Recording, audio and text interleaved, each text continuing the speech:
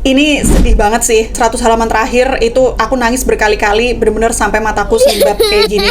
Ini harus banget naik ke layar lebar, tapi please banget baca dulu novelnya. Jadi ini tentang sepasang orang tua yang selalu mengingatkan anak-anaknya untuk beribadah dan dekat dengan sedekah. Tapi ternyata ketiga anaknya ketika dewasa itu malah menyimpan luka batin yang cukup dalam terhadap orang tua mereka. Si anak pertama namanya Alia, merasa bahwa orang tuanya terlalu banyak menuntut, membuat dia dewasa sebelum waktunya, dan membuat dia harus selalu ngalah sama adik-adiknya. Anak kedua namanya Adam, itu merasa kurang diperhatikan dan merasa dituntut untuk bisa memahami kakaknya sekaligus juga ngalah sama adiknya. Pun dengan si anak bungsu yang namanya Azam, itu selalu merasa bahwa dia tertimpa beban harapan orang tua yang gagal direalisasikan sama kakak-kakaknya. Tapi yang lebih parah dari itu, mereka bertiga menganggap orang tua mereka terlalu pelit. Harus ada sesuatu yang dilakukan dulu untuk mendapatkan apa yang mereka mau. Satu hal yang bikin cerita ini tuh beda adalah ketika ketiga anaknya ini memutuskan untuk merampok semua harta yang ada di rumah orang tuanya. Alibinya adalah mereka mengambil hak mereka yang nggak pernah mereka dapatkan selama ini. Long story short, perampokan itu terjadi dan hal itu membuat sang ibu benar-benar terpuruk. Setelah tragedi perampokan, sang ibu dan sang ayah ini meminta untuk menginap di rumah anaknya masing-masing 1 hari. Siapa sangka, pada saat menginap itu ternyata satu persatu rahasia-rahasia masa lalu itu terungkap. Cerita di buku ini tuh menurutku realistis, gak berlebihan, dan banyak banget pesan kehidupan. Mengingatkan kita sebagai anak untuk melembutkan hati dan selalu berprasangka positif sama orang tua kita. Pun kita yang udah jadi orang tua juga diingatkan untuk terus belajar memahami anak-anak yang memang dari generasi ke generasi itu berbeda karakternya. Buku ini menurutku akan cocok untuk para remaja, dewasa muda, dan juga semua orang tua yang mau mendekatkan lagi hubungannya dengan anak-anaknya. Judulnya Titip Bunda di Surgamu, ini terbitan dari Grasindo. Teman-teman bisa cari di Gramedia terdekat.